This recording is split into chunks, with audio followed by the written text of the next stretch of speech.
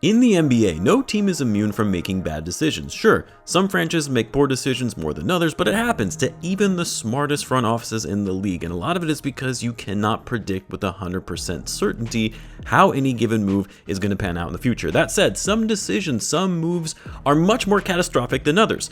One wrong move can set a franchise back years. A bad draft pick, a botched trade, a contract that looked good at the time but aged horribly.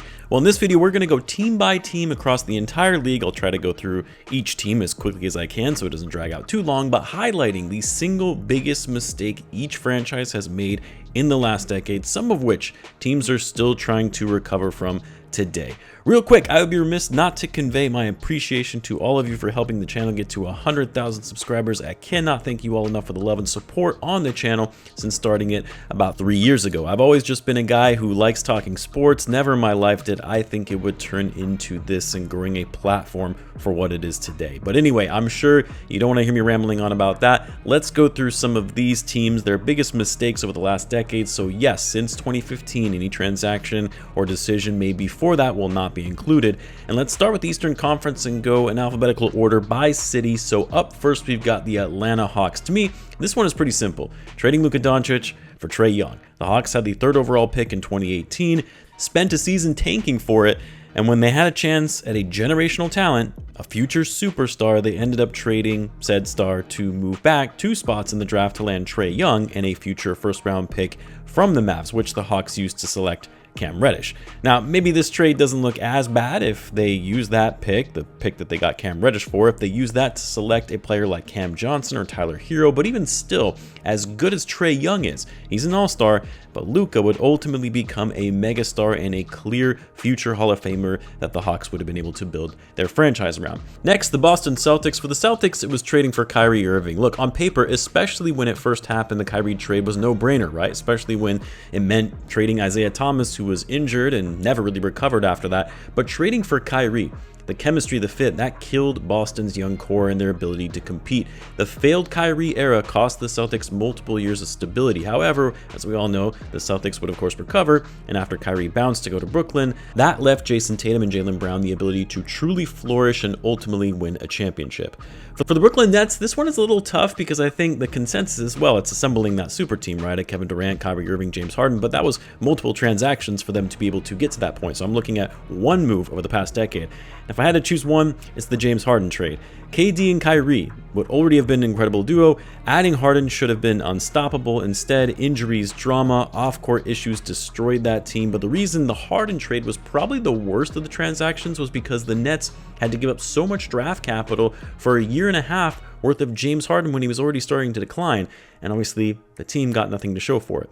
Next, the Charlotte Hornets. To be honest, I don't even know where to start with this team. You're talking about a team that has made mistake after mistake, losing season after losing season as a result of it. But honestly, the biggest one, and I feel like a lot of people don't remember this, but how about trading Shai Gilgeous-Alexander to the Clippers on draft night? Yeah, everyone likes to talk about the disastrous trade the Clippers made by sending SGA and all their available picks to the Thunder for Paul George, but SGA was not drafted by the Clippers. He was taken by the Hornets and then subsequently traded to the Clippers for Miles Bridges and a future second-round pick. The Hornets exchanged SGA for Miles Bridges and a second-round pick. The MVP, one of the best players in the league right now, for the headache that is Miles Bridges. How about my Bulls now? Oh, the Bulls. A lot of mistakes over the years, and if you've been following my Bulls channel for a while, you already know this, and no, it is not the Vucevic trade. The worst move was what they didn't do, and that was not trading Zach LaVine when he was at his peak value in 2020, 2021, and doubling down on the rebuild they were already in instead of trying to accelerate the timeline and trading for Vucevic, DeMar, giving Zach LaVine a max contract, mortgaging your future, and leaving the Bulls where they find themselves today.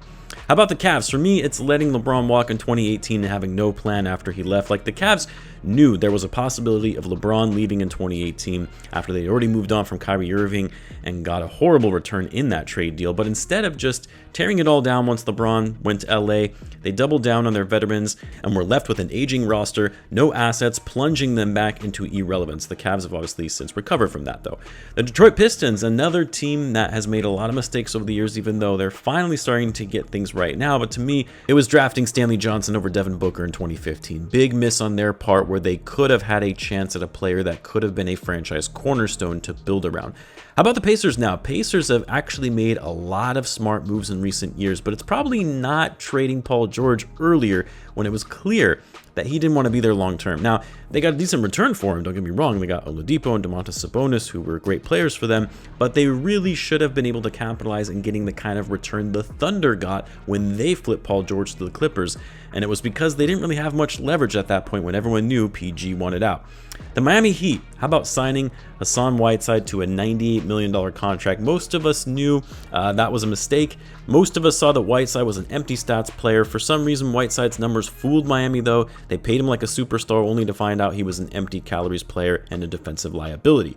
How about the Milwaukee Bucks? Hate to say it, but it's trading for Damian Lillard, and that's especially now the case that after just 2 seasons, they were forced to waive and stretch his contract, money that is going to be dead on their books for the next 5 seasons.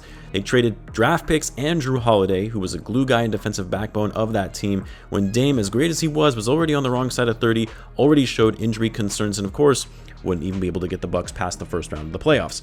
The Knicks, another team that has made a lot of questionable moves, but I don't think anything takes the cake than that Joakim Noah contract where they gave him 4 years, $72 million.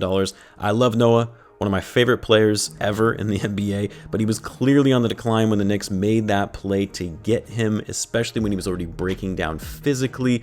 No team was going to be offering him that kind of contract, but for whatever reason, the Knicks decided that that was going to make sense for them.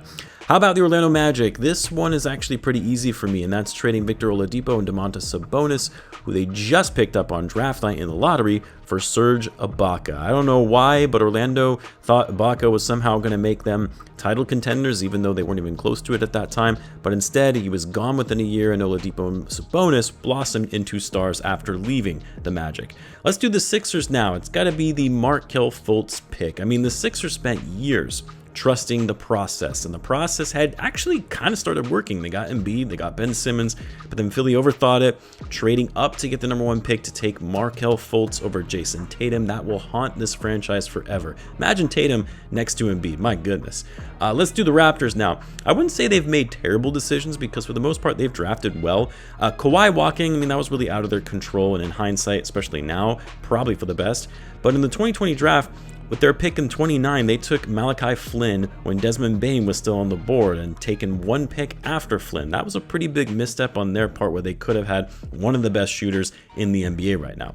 Let's wrap up the Eastern Conference with the Washington Wizards, and for me, it's giving John Wall that Supermax contract. Wall obviously was a great player, he was their franchise player, but that Supermax extension right before injuries derailed him crippled Washington for years, and it didn't help they gave Beal the same deal years later and also gave him a no-trade clause.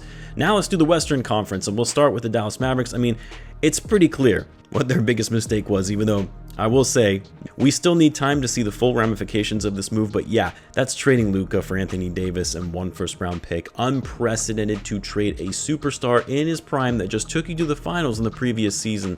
Absolutely mind-boggling.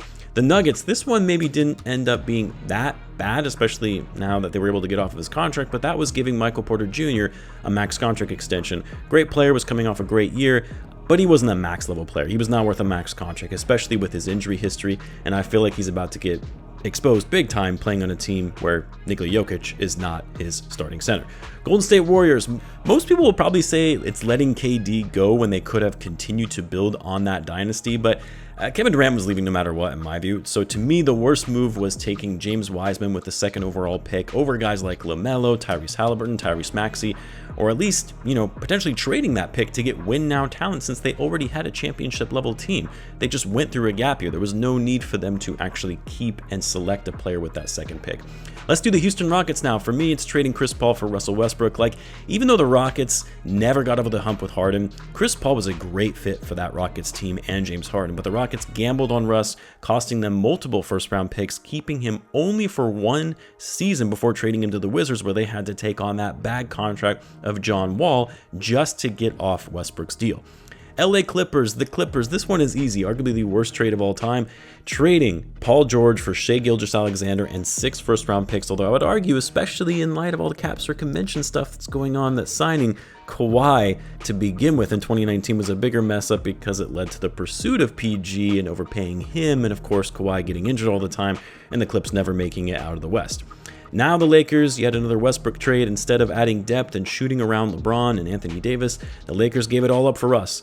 The fit was a disaster. The team collapsed, didn't even make the play-in, wasting a year of LeBron and AD's prime. Now for the Memphis Grizzlies, for me, it's the Marcus Smart trade. I get why they did it. They needed a strong-minded veteran player and defensive anchor, but they gave up too much to get him and were limited in terms of what they could do financially by not being able to get his contract off their books, and it got to the point where they had to trade a first-round pick just to get him off the payroll.